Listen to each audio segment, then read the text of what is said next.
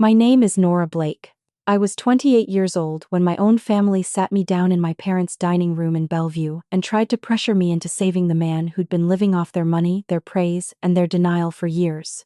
The people who did it were the same people who had been slowly taking pieces out of me for most of my adult life. My mother, my older sister, Serena, and Serena's husband Logan, the man my parents treated like some brilliant golden son-in-law who could do no wrong. The biggest loss wasn't even the money, though there was money. Student debt, years of scraping by, opportunities I had to let go because nobody would help me.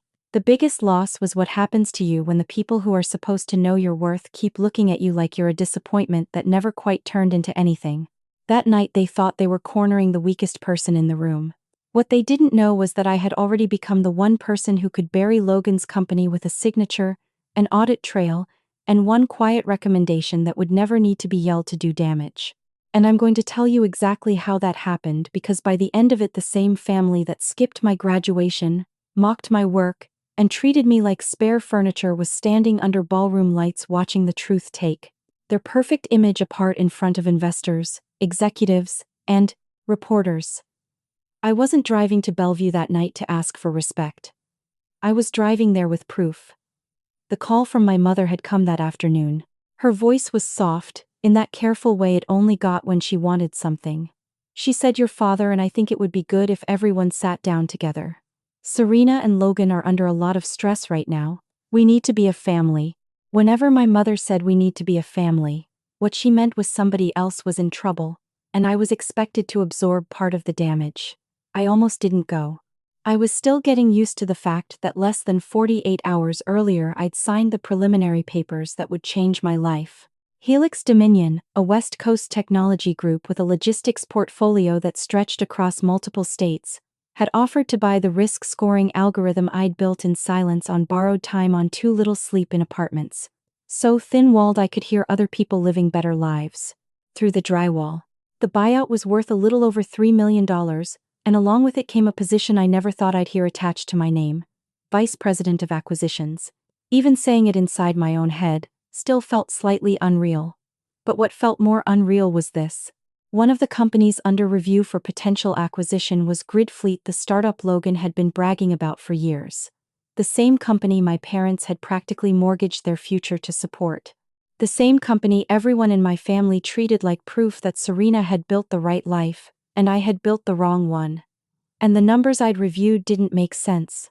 Not in the small explainable way numbers sometimes don't make sense.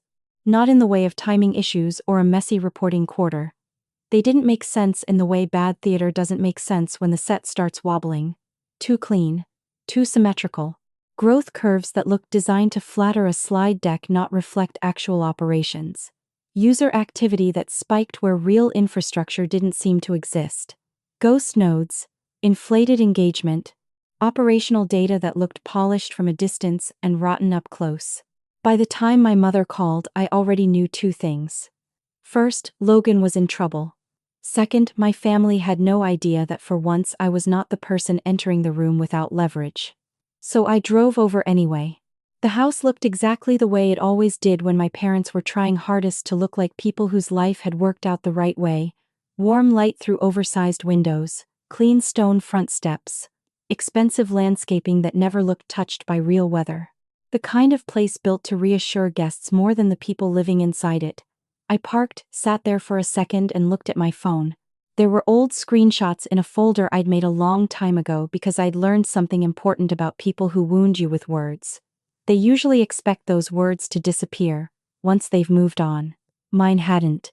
One screenshot was from my graduation day in Seattle. "I can't make it. Serena needs me to look at marble samples before the contractor closes the order. And sweetheart, a degree doesn't mean much if you still don't have a real career." I stared at it for 1 second longer, locked my phone and walked in. Serena was already at the table.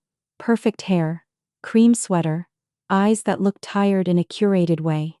Logan was beside her, posture too straight, smile too practiced. My father had that tight jaw he used when he wanted to look serious without saying anything serious yet. My mother came out of the kitchen with a glass of wine in her hand, like she was hosting something normal. "Nora," she said. "I'm glad you came. That was the first dishonest thing said that night. Because she wasn't glad I came. She was glad she thought I still came when summoned. If you've ever had to sit across from people who only remember you exist when they need something from you, stay with me.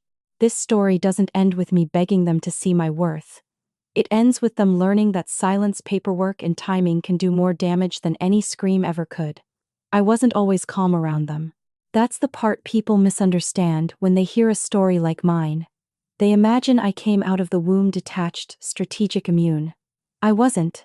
I started out like most daughters start out. Wanting approval, wanting warmth, wanting to believe that if I worked harder, got smarter, stayed kind, made less trouble, and swallowed more hurt, eventually it would all add up to love. But some families don't change their math. In mine, Serena had always been the easy answer. She was older, prettier in the socially legible way, more comfortable in rooms where people compared kitchens and neighborhoods and husbands. She knew how to make my mother feel reflected well. She dressed the way my mother wished she'd dressed at that age. She laughed at the right volume. She told stories that made normal people sound impressed. She made life look expensive, without ever seeming worried about the bill. Then she married Logan. And once Logan entered the family, the whole structure got worse. Because Serena had always been the favored child, but Logan gave my parents something even more intoxicating than pride. He gave them status. Or at least the performance of it. He was confident. Smooth. He used words like scale and disruption and market capture, without sounding ridiculous to people who didn't know enough to question him. He made startups sound like inevitabilities. He always seemed one introduction away from something bigger. One funding round away from something explosive. One deal away from becoming the kind of success my parents could point to at dinner parties and call family. I was what they compared that fantasy against. I was the daughter who stayed in school too long. The daughter who had potential in ways that weren't visible enough to show off.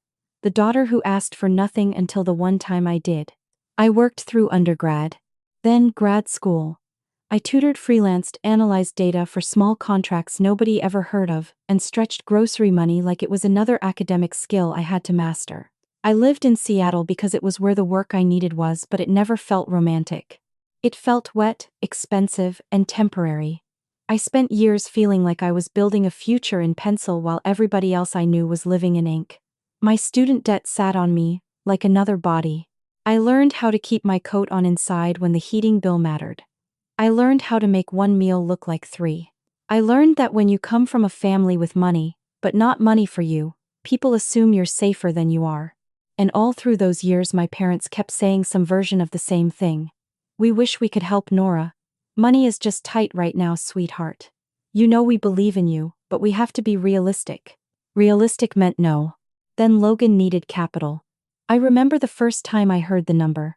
$200,000. They pulled it from the value of their house, like the house itself had agreed that, of course, this was worth it. Of course Logan was worth it. Of course, a startup run by a man who loved his own projections more than audited truth was a better bet than the daughter who'd never asked them for anything large before. The cruelest part wasn't even the amount. It was the timing. Not long before that, I had gone to my father with a request I hated making. I developed an early version of the model that later became the backbone of my algorithm. I wasn't asking for a handout. I was asking for a bridge. A small loan to help me secure and protect the patent work before I lost the window to do it properly. I came prepared. Budget. Timeline. Repayment plan. The kind of detail I thought responsible adults respected. My father barely made it halfway through the pages before leaning back and saying, "Nora, this is exactly the kind of thing I worry about with you. You get attached to ideas before they become anything real." My mother added, "You need stable income, not more intellectual projects."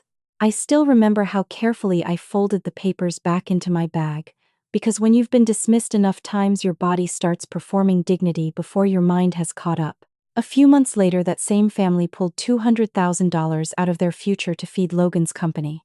Nobody folded their papers then. Nobody asked him for repayment plans in the tone they used with me. Nobody said he was attached to ideas. They called it backing ambition. That was when something in me shifted. Not dramatically. Not in some movie scene way where I stood up from a table and renounced them forever. It was smaller than that and more permanent. I stopped expecting fairness. I stopped confusing access with love. I stopped telling them everything. And because I stopped telling them everything, I started getting stronger in private. The graduation was what made the wound impossible to misunderstand. I'd finished my master's in Seattle after years of balancing coursework, contract work, late rent anxiety, and the kind of exhaustion that makes you cry in elevators, because it's the only private place between one obligation and another. I didn't need a parade. I didn't need some dramatic family repair. I just wanted them there. One day. One chair filled. One moment where I wasn't the invisible child unless a problem needed absorbing. I remember the robe hanging awkwardly on me. I remember trying not to look at the empty seats too often. I remember people around me taking pictures with parents, siblings, partners. I remember pretending I was okay, because humiliation feels worse when you make it visible. My mother's text came 23 minutes before the ceremony started. I can't make it. Serena needs me to look at marble samples before the contractor closes the order. And sweetheart, a degree doesn't mean much if you still don't have a real career. That was the day I stopped mistaking cruelty for carelessness. Carelessness forgets. Cruelty chooses. I didn't answer her. I sat through my own graduation, smiled when appropriate, walked back to my apartment, took the pins out of my hair, and saved the screenshot. Then I went back to work. That's the thing nobody in my family ever understood about me. They thought because I didn't fight like Serena, I wasn't dangerous. Because I didn't perform my pain, I didn't remember. Because I wasn't loud, I wouldn't matter. But I remembered everything. And I built anyway. The algorithm started as a way to solve a problem I kept seeing in logistics data. Companies were making decisions off incomplete, manipulated, or shallow operational reporting. Public dashboards looked fine. Investor materials looked glossy. But real risk wasn't where people were looking. It was buried in patterns across routes, fulfillment density, timing variances, inactive infrastructure, presented as active expansion, and the gap between claimed efficiency and actual network reality. I got obsessed with that gap. At first it was just work. Then it became mine. I built the model in pieces. On old laptops and newer ones. In coffee shops. At night. On weekends. Between jobs that paid the bills but didn't move my life forward. There were months I thought I was being ridiculous. Months I thought my father was right and I was just a woman with an elegant spreadsheet and no actual power. But the model kept getting sharper. And every time I wanted to quit, I thought about that text. About marble samples. About the exact sentence a mother sends only when she thinks your hurt has no cost. That hurt built discipline. Discipline built leverage. Years later, that same work put me in front of people who didn't know my family's version of me. Helix Dominion didn't care that I'd once been the disappointing daughter in a Bellevue household built on appearances. They cared that I could see operational risk where other people saw excitement. They cared that I could read between inflated lines. They cared that I'd built something valuable enough to buy. The first time Helix showed real interest, I didn't tell my family. The second time, when meetings got serious, I still didn't tell them.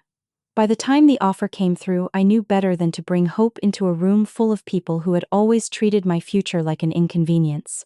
And then, sitting in preliminary review materials after the buyout terms were in motion, I saw GridFleet, Logan's company. At first I almost laughed because the coincidence felt too sharp, but once I opened the data I stopped laughing. The company that had absorbed my parents' money, praise, and certainty looked wrong almost immediately.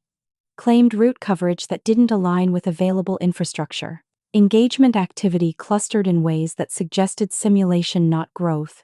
Expansion numbers that bloomed beautifully in decks and wilted the second you tested them against supporting indicators.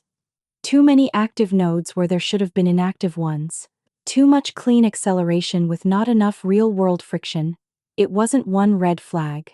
It was a field of them. And suddenly the whole family mythology looked different. Not golden couple. Protected couple. Not brilliant founder. Untested founder in a house full of people who wanted badly enough to believe him that nobody ever asked the right questions.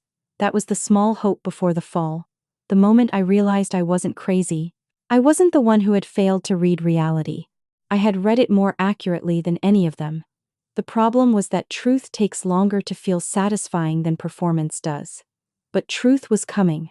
I just didn't know yet that before it arrived in public they were going to try one last time to use me as their cleanup crew. By the time dinner started that night in Bellevue, I already understood more than they did. My mother opened with concern so artificial it almost impressed me. Serena and Logan have been under enormous pressure, she said, settling into her chair, like this was some thoughtful family intervention. There have been delays, some cash flow issues, and people outside the company aren't understanding the long-term vision. People outside the company. I almost smiled. My father took over in the tone he used whenever he wanted something to sound practical instead of manipulative. It's temporary, he said. But temporary can still become serious if the right people don't step in at the right time. Serena stared down into her wine for half a second before looking at me with those glossy eyes she could summon on command. We didn't want to ask, she said. But family is supposed to help family. There it was. Not an apology for the years they hadn't helped me. Not an acknowledgement of the way resources moved in one direction inside our family. Just the assumption that I still owed loyalty to a structure that had never protected me. Logan slid a neat folder across the table. Inside was a short-term loan agreement, $50,000. Not an investment. Not equity. Not a transparent financial disclosure. Just a request wrapped in legal formatting so they could pretend this was fair. We only need bridge support, Logan said. A couple of weeks. Maybe less. There's acquisition movement. Once that closes, everybody's made whole. Acquisition movement. He said it like a man who thought the room was still built on his version of reality. I looked up at him.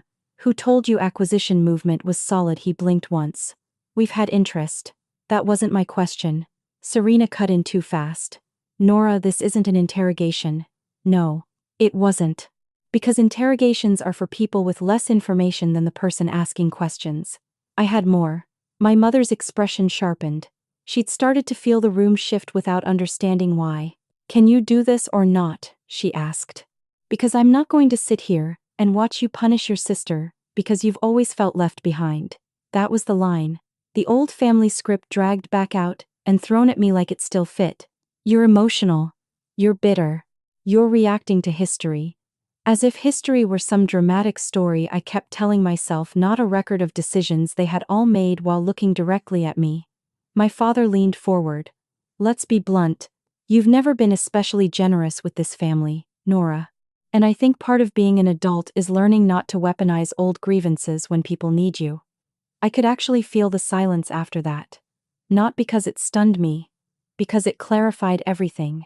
The family that wouldn't help me secure the work that built my future was now accusing me of selfishness for not rescuing the man they'd poured money into. The family that missed my graduation because marble mattered more was now lecturing me about adulthood. The people who had always treated support like a prize I hadn't earned were now calling it family duty. That was the real betrayal. Not that they loved Serena more. I'd known that for years. It was that they really believed I should still protect them from the consequences of that love. My mother lowered her voice, which was when she was most dangerous. If you refuse, she said, you need to understand that choices have consequences. Your father and I won't be able to keep pretending you're still part of this family if you only show up to judge us. There it was again. That old inheritance threat. That idea that blood could be turned into a gate, and they were the ones holding the key. And maybe that line would have worked once. Maybe there was a time when "we'll cut you out" still reached something terrified inside me. But they were late. I was already out. I looked down at the loan agreement. $50,000. The amount itself almost made the whole scene uglier. Because $50,000 would have changed my life once. It would have protected my patent work. It would have bought time. It would have told me somebody in my family believed my work might matter. Now it was apparently nothing. A small amount to keep Logan breathing until his big future arrived. I set the folder aside. Then I opened my phone. The first thing I put on the table wasn't the Helix agreement. It was the screenshot from graduation. My mother frowned. "What is this you tell me?" I said. Serena glanced over and went still. My father took his glasses off and put them back on like that would change what he was reading. My mother read the message once. Then again. Then her mouth tightened in that offended way some people get when their own words are returned to them without decoration.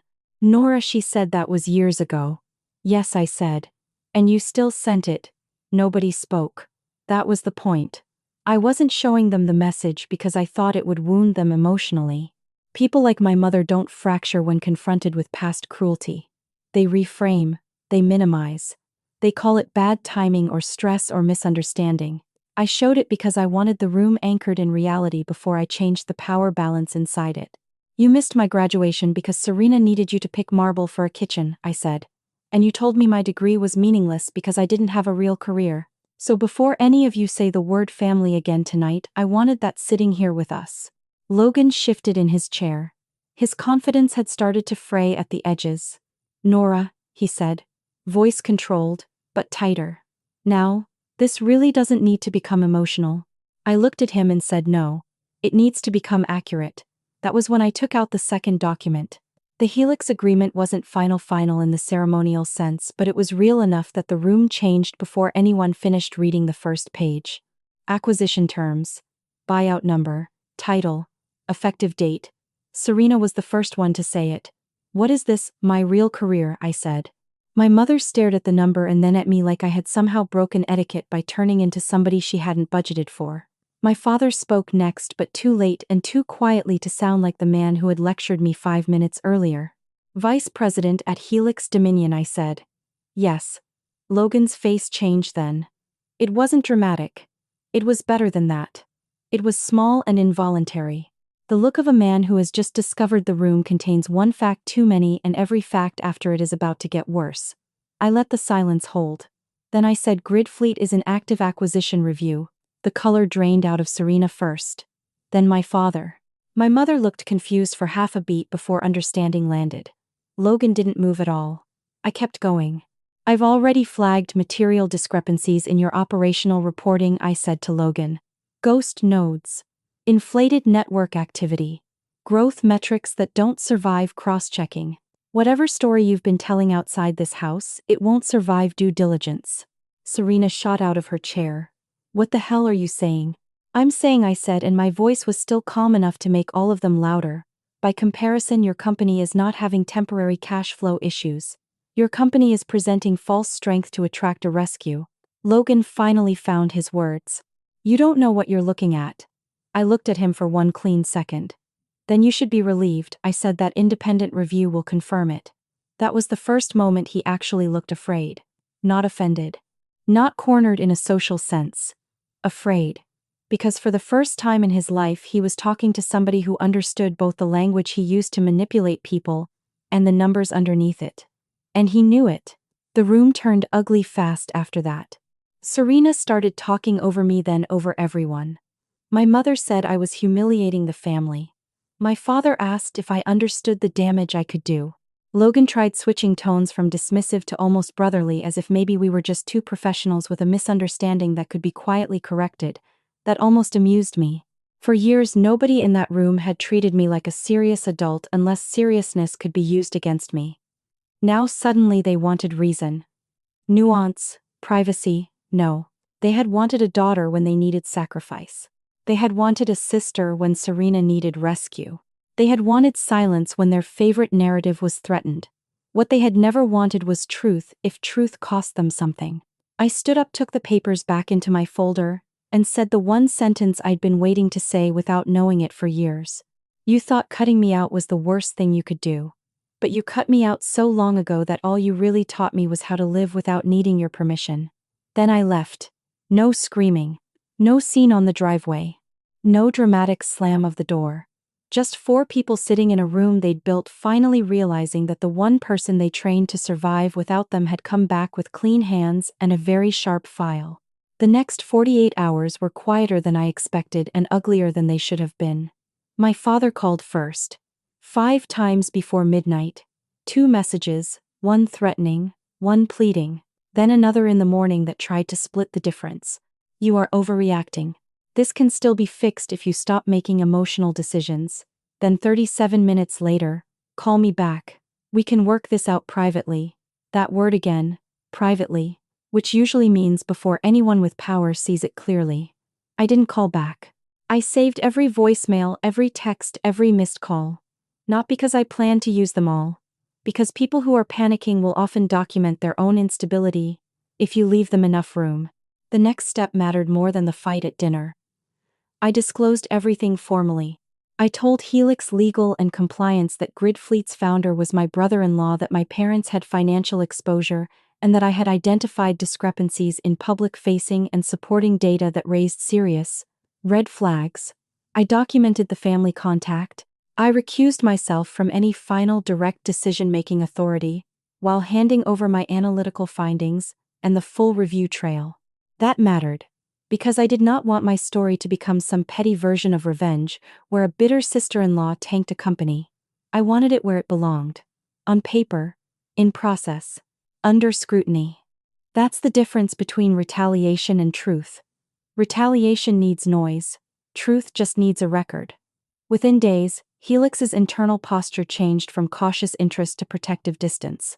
GridFleet wasn't just risky, it was structurally suspect. The kind of target no serious company wanted attached to its name once actual review began. I knew before the formal notice went out that the deal was dead. Logan probably knew too. And once a man like Logan understands that private charm is no longer enough to stop public consequence, he looks for another battlefield. Serena found it first. If you've ever watched people rewrite your success into your crime because it hurts them too much to admit you earned something they never expected from you, you know what happened next. When they can't control your future, they go after your character. That's how you find out whether they ever loved you or just preferred you smaller. The video went up on a Thursday night. I didn't even hear about it from family. A friend from Seattle texted me a screenshot and just wrote, "Are you okay?" Serena was sitting in what looked like her living room, hair soft, face bare, in that carefully chosen way people use when they want to look devastated and honest at the same time. The caption said something about private pain and betrayal. In the video, she never named me for the first 30 seconds, which somehow made it meaner. She talked about jealousy. About mentally unstable family members who resent other people's happiness. About women who can't stand seeing their sister build a beautiful life.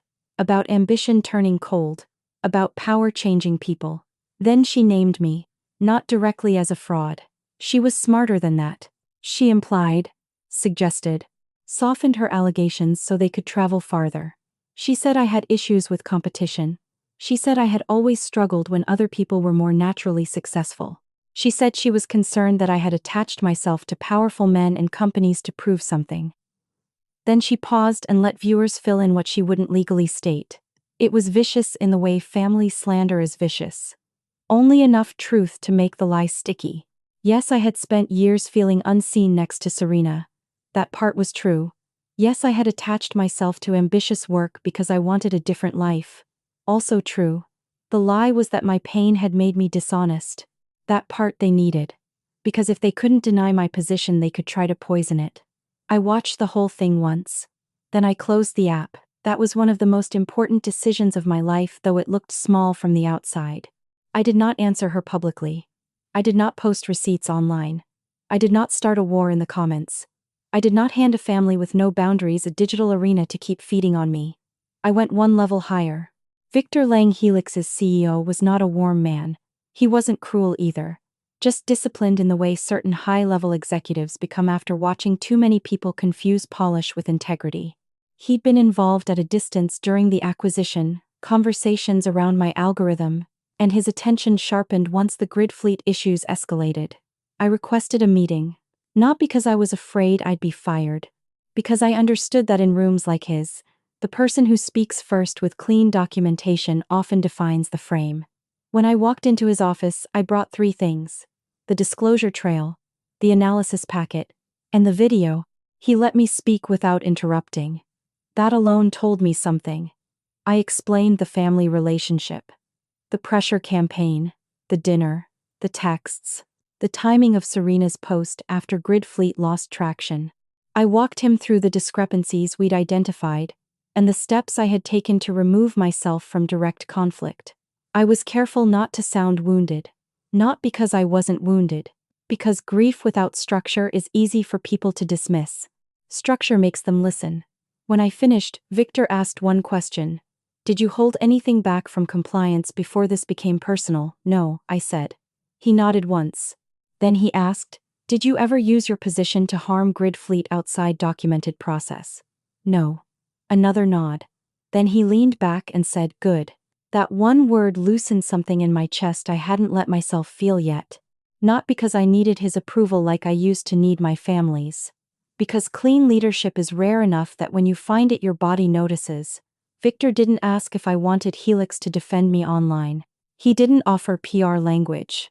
He didn't waste time pretending this was just unfortunate family drama. He understood what it was immediately. A failing founder. A financial exposure problem. A reputational counterattack.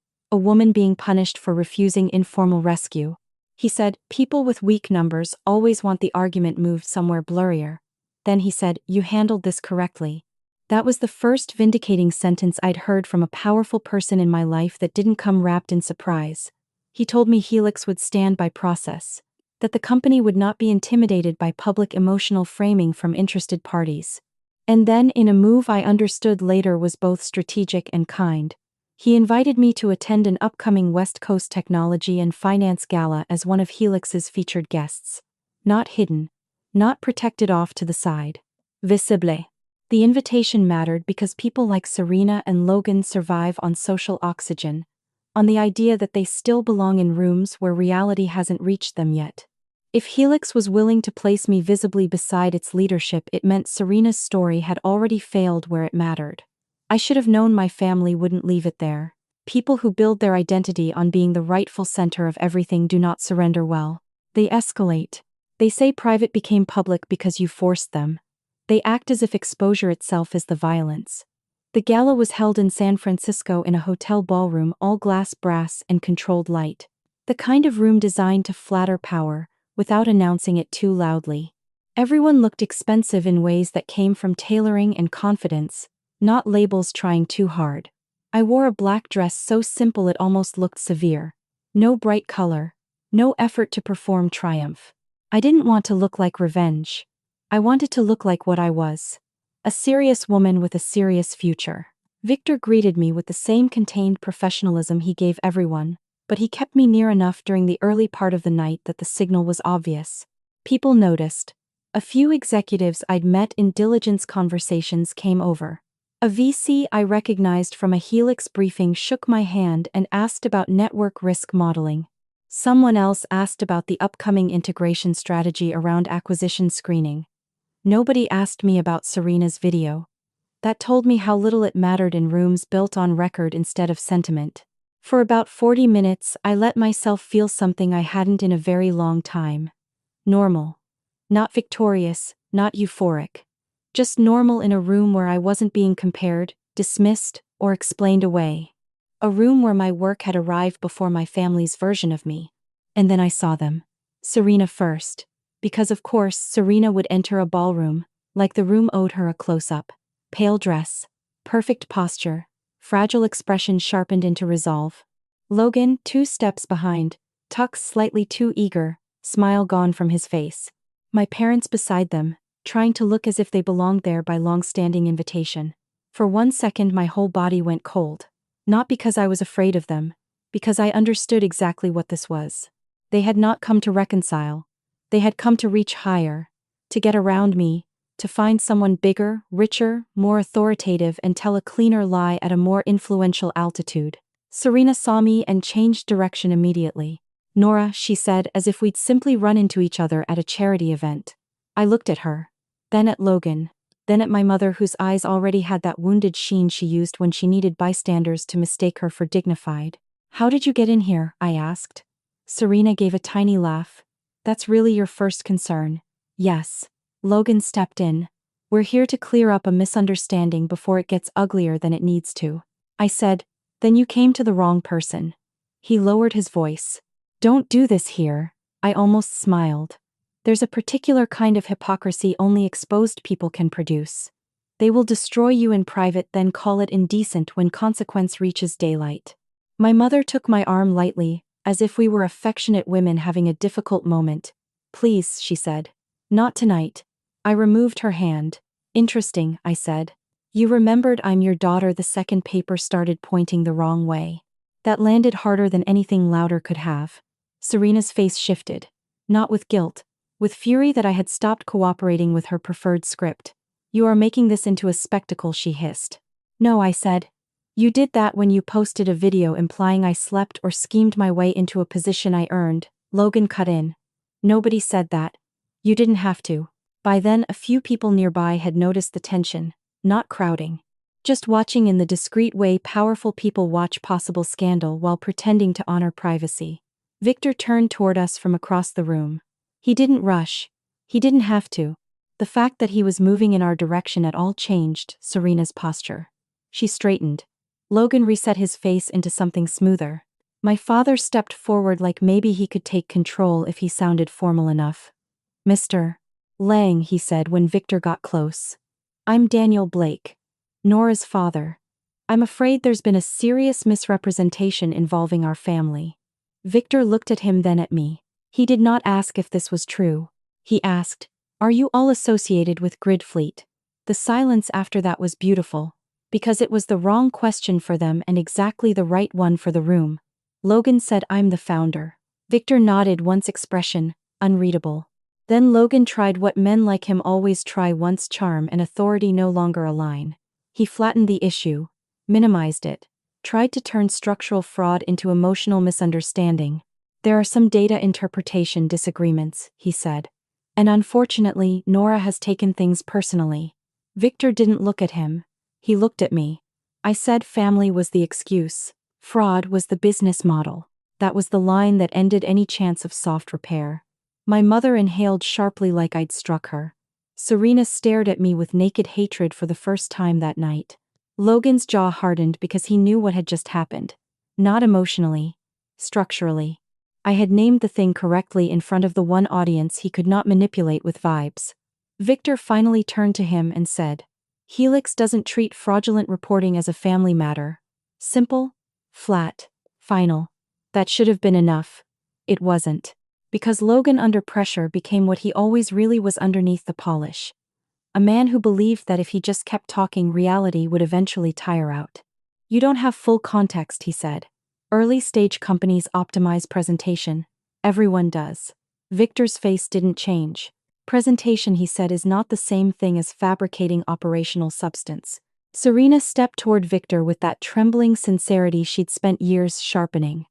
"My sister has hated me for a long time," she said. "She's always felt overshadowed, and now she finally has power," and Victor cut her off without raising his voice. "This is not a sibling mediation."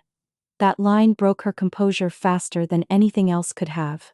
Because Serena's greatest skill had always been moving a room into emotional terrain where facts got blurry. Victor refused the terrain. "I should tell you this was the strongest moment of the night. It wasn't.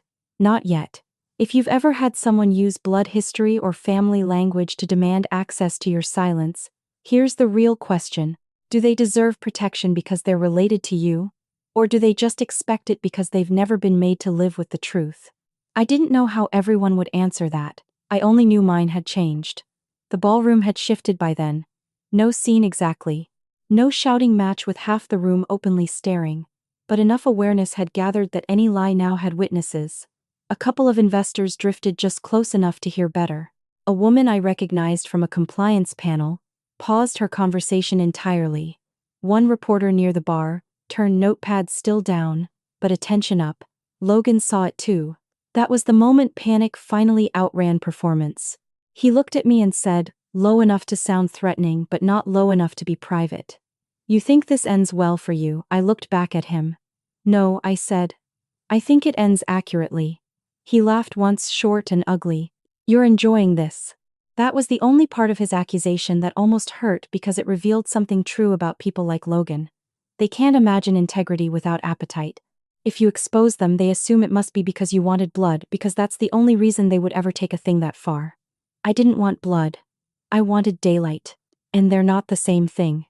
Victor asked me quietly, "Do you want security involved?" I thought about it for half a second, then said not yet. Because I wasn't finished. There was one more layer that mattered, and I knew it needed to happen where the right ears were present. Not for revenge. For record. Helix's internal review had already moved beyond acquisition rejection. The deeper the review went, the worse GridFleet looked. There was enough to justify not just walking away but documenting why. That mattered in an environment where bad actors like to fail upward from one company to the next, one investor to the next, one polished deck to the next. And earlier that day I had received confirmation that the compliance materials compiled off the review trail and supporting concerns had been formally submitted to the appropriate authorities, including a package routed toward SEC scrutiny. Because the misrepresentations touched investor-facing claims in ways no serious counsel would ignore. I hadn't planned to speak that into a ballroom, but then Serena made the decision for me. She looked around, realized people were hearing enough to doubt her, and did what she had always done when losing. She escalated emotionally. "My sister is trying to ruin us because she's jealous," she said louder now. "She has always been jealous." That sentence did something for me. Not because it hurt, because it simplified. All the years of comparison, all the careful humiliations, all the family myth-making. It had led her to the same lazy answer. Jealousy. As if no woman could ever be correct about another woman she resented. As if resentment automatically made truth invalid. I took one breath and said clearly enough for the people nearest us to hear, "GridFleet is not collapsing because I'm jealous. GridFleet is collapsing because your husband built a valuation story on numbers nobody could survive checking." There it was. The real mic drop. Not decorative. Not witty for the sake of sounding strong. True. And once a true sentence lands hard enough in the right room, people begin reorganizing around it. Victor did not step away from me. That mattered almost as much as anything said. Presence is endorsement in rooms like that. Then Logan made his last mistake. He said, "This is all internal. Nothing's proven." I looked at him and whatever softness still existed in me around family vanished completely. "Wrong," I said. "It's documented." He went still. Serena frowned. My parents both looked at me like they just realized a door somewhere inside the house they thought they owned had been open all along. I reached into my bag, took out the summary copy. I had no longer any reason to keep folded, and held it where Logan could see the heading before anyone else.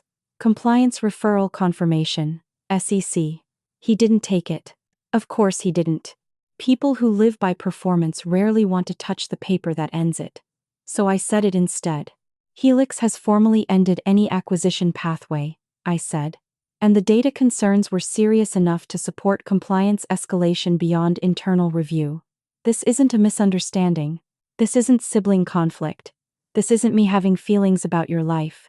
This is you presenting a business that doesn't hold up under verification." Serena actually stepped back. My mother whispered my name, like maybe softness could still summon obedience. My father looked older in a way I had never seen before, because financial denial ages people faster than time does once it breaks. Logan finally spoke, but his voice had changed. Not polished, not persuasive. Just stripped. "You did this." And for the first time all night I let myself answer without cushioning it for anyone. "No," I said. "You did. I just refused to help you hide it." That was the end. Not in the theatrical sense. Nobody fainted. Nobody got dragged out in handcuffs. But socially, structurally, professionally, that was the end. Because once the words SEC and compliance and documented discrepancies entered that room attached to Logan's name, whatever was left of his founder mythology collapsed in real time. Investors don't need a full indictment to start moving emotionally away from a person. They just need credible evidence that the shine was doing too much of the work, and the shine was gone. A couple of people dispersed immediately the way experienced professionals do, when they've heard enough to protect themselves early. Someone from another firm nodded once to Victor and left. The reporter near the bar finally lifted her phone not to film but to note something down. Serena looked around and realized maybe for the first time in her life that being beautiful and tearful in public was not going to rescue her. My mother said, "Nora, please. Please don't do this to us." Us. As if the years had not already answered who us meant when I was the one in need. I looked at her and realized something that should have broken me but didn't. I didn't hate her. I was just finished translating her choices into love. Victor said quietly, "I think this conversation is over." Security never had to touch them. They left because staying would have required pretending nothing had happened, and even my family wasn't that delusional in a room full of consequences. As Serena turned away, she looked at me with a face I knew I'd remember for years. Not sorrow, not regret, not even disbelief. Recognition. She finally understood I was never the weak one. I was just the one they were allowed to underestimate for too long. When the doors closed behind them, the ballroom did what rooms like that always do after impact. It resumed, softly, efficiently. Conversations restarted in pockets. Music filled the gaps, glasses clinked. People recalibrated around the event and moved forward. I stood there for a second longer than I should have, not because I wanted to watch them disappear, but because my body had not yet caught up to the fact that it was over. Victor asked if I was all right. I said I will be. That was the honest answer. Not I am. Not thank you, I'm fine. I will be. Because vindication is powerful, but it does not instantly heal what years of conditional love do to your nervous system. It doesn't walk back every time you made yourself smaller at a table where somebody else's appetite took up all the room. It doesn't erase the part of you that still half expects punishment for telling the truth. But it does something important. It returns reality to your side. And once reality is back with you, healing becomes possible, in a way survival never allowed. I stayed at the gala another hour, not because I wanted to celebrate, because leaving immediately would have made me feel like I still had to retreat from damage other people caused. So I stayed. I answered 2 questions about acquisition modeling. I thanked Victor. I drank half a glass of water, and let the room see me standing there without collapse. That mattered too. Because women are often allowed only 2 shapes in stories like this. Broken or cruel. Victim or avenger. Soft enough to forgive immediately, or hard enough to be called monstrous. I wanted a 3rd shape. Clear. After that night things moved the way bad truth usually moves once it finally has enough support behind it. Not dramatically every second. Systemically. GridFleet's acquisition pathway was dead. Word traveled in the precise circles where it needed to travel. Not every detail became public at once, but enough of the right concerns attached themselves to Logan that future conversations about him would never begin on neutral ground again. My parents' $200,000 were for all practical purposes gone. Not because I took them. Because they had handed them to a man who used confidence the way responsible people use documentation. Serena's video didn't disappear, but it lost oxygen. The people who wanted to believe her kept believing her. That happens. It always will. Some audiences don't want truth. They want a story that lets them keep their first emotional impression. But the circles that mattered most to my actual life did not move against me. Helix didn't flinch. Victor didn't distance himself. My work continued. My position held. The buyout closed. $3.1 million. I still remember the number not because it made me feel rich, though in some ways it did. I remember it because of what it answered. Not to my family. To the younger version of me who had sat alone after graduation, thinking maybe she really had built something nobody would ever count as real. It was real. It had been real long before anybody bought it. What changed was not its worth. What changed was who finally had to acknowledge it. If you've ever been told that exposing the truth is cruel, just because the truth embarrasses people who hurt you, answer this for me. Is silence really kindness, when silence is the only thing keeping a lie alive? Or is silence just another service demanded from the person already paying the most I'd spent years paying? That night was the first time I sent the bill back. The calls kept coming for a while. My father first. Then my mother. Then a number I didn't know that turned out to be one of Serena's friends, which told me she was still trying to build pressure sideways through sympathy. I blocked what needed blocking, saved what needed saving, ignored the rest. There was one voicemail from my mother I listened to 3 times, because of how naked it finally was. I don't know why you wanted to destroy this family, she said, crying softly. Whatever I did, whatever we did, this was too far. Too far. The woman who told me my degree meant nothing because she was busy choosing stone for Serena's kitchen believed I had gone too far by refusing to shield fraud from consequence. That message should have reignited something in me. Rage, maybe. Or the old reflex to explain myself one last time so she'd understand. Instead, it made me tired. Because there comes a point in some relationships where the most important truth is not what happened. It's whether the other person is structurally capable of seeing it without turning themselves into the victim. My mother wasn't. Maybe she never would be. And that meant my future could not depend on her becoming someone safer than she had ever chosen to be. I moved. Not far from my work, but far enough from every old route that I stopped passing familiar exits by accident. I found an apartment that felt quiet in a way my old places never had. Not luxurious in a vulgar sense. Just stable. Good light. Strong door. Space enough that my life no longer felt like it was being folded small, to fit what other people had decided I deserved. I paid off my debt. That sentence still feels strange to say out loud. I paid off my student loans. All of them. Not because I wanted some symbolic movie moment, because debt had been one of the ways my family stayed inside my mind. Every time I worried about money, some part of me would go back to those old conversations. The rejection, the humiliation, the bridge I wasn't given. Clearing it didn't erase history, but it removed one of its hands from my throat. I bought nothing flashy. No revenge car. No dramatic closet overhaul. No social media proof of arrival. I invested. I breathed. I slept better than I had in years. At Helix, the work intensified, which was exactly what I wanted. Real work. Complex work. Rooms where people argued over risk exposure, structure, timing. Places where being precise mattered more than being charming. My title stopped sounding borrowed and started sounding earned because I kept showing up inside it. That's one of the quietest forms of healing there is. Repetition without collapse. Competence without punishment. Being taken seriously as your normal state instead of a surprising exception. The family situation settled into what those situations often become once you refuse re-enlistment. Periodic contact attempts. Occasional guilt. One or two messages trying to float the idea of starting over without ever naming what they wanted restarted. Not love. Access. That was always the thing. And I decided finally that access was over. I didn't send a long emotional letter. I didn't invite a final meeting. I didn't stage one of those exhausting closure conversations where the most wounded person is expected to perform perfect composure while everybody else edits history in real time. I sent a short written boundary. I will not be in contact for the foreseeable future.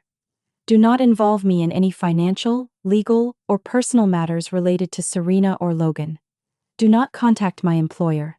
Do not use third parties to reach me. If these boundaries are ignored, I will act accordingly. Then I stopped talking. That silence felt different from the silence I'd lived with before.